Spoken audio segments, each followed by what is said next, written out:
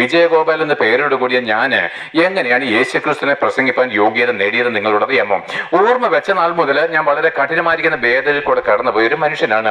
കഠിനമായിരിക്കുന്ന ദാരിദ്ര്യം, അപമാനങ്ങൾ, നിന്ദകള്, രോഗിയായിരിക്കുന്ന ഞാൻ സ്നേഹിക്കുന്ന എൻ്റെ അമ്മ, പാരസെറ്റമോൾ പോലും അന്നുണ്ടോന്ന് അറിയത്തില്ല, മേടിപ്പാൻ പണമില്ലാതെ വലഞ്ഞ നാളുകൾ, ഈർക്കിൽ മാത്രമായിരിക്കുന്ന വീടുകൾ കഴിഞ്ഞാൽ ബാല്യ കൗമാരങ്ങൾ. പ്രിയപ്പെട്ട, ഇതൊക്കെ സത്യം തന്നെ. പക്ഷെ അതല്ല ഞാൻ പറഞ്ഞു വരുന്നത്.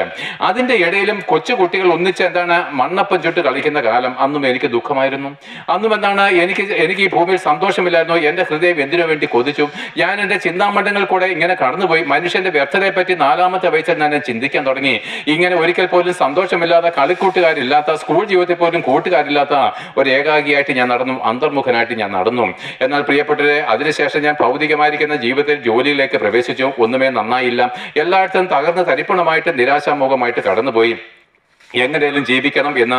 എന്നാൽ എനിക്ക് ദൈവം ഒത്തിരി കഴിവുകൾ തന്നിരുന്നു. ദൈവം തന്നാണോ അല്ലയോ എന്നൊന്നും ഞാൻ അന്ന് അറിഞ്ഞില്ല.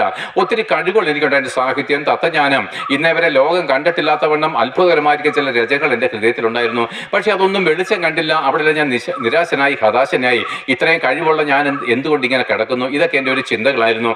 എന്നാൽ പ്രിയപ്പെട്ട, ഒന്നിനും ഉത്തരം കിട്ടിയില്ല. അങ്ങനെ വിവാഹം കഴിച്ചു. വിവാഹത്തിന് ശേഷം എൻ്റെ ജീവിതത്തിൽ കഠിനമായിരിക്കുന്ന വേദനകൾ കൂടെ കടന്നു പോകേണ്ടി വന്നു. കഠിനമായിരിക്കുന്ന സാമ്പത്തിക തകർച്ചകളും കടബാധ്യതകളും കുടുംബ എൻ്റെ ജീവിതത്തിൽ കടന്നു വന്നു.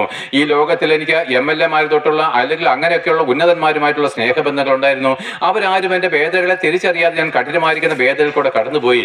2002 ഡിസംബർ 27 സന്ധ്യയ്ക്ക് ഞാൻ ഒരു തീരുമാനമെടുത്തു. ഒരു തുണ്ട് കയറിൽ എൻ്റെ ജീവിതം അവസാനിപ്പിക്കുക.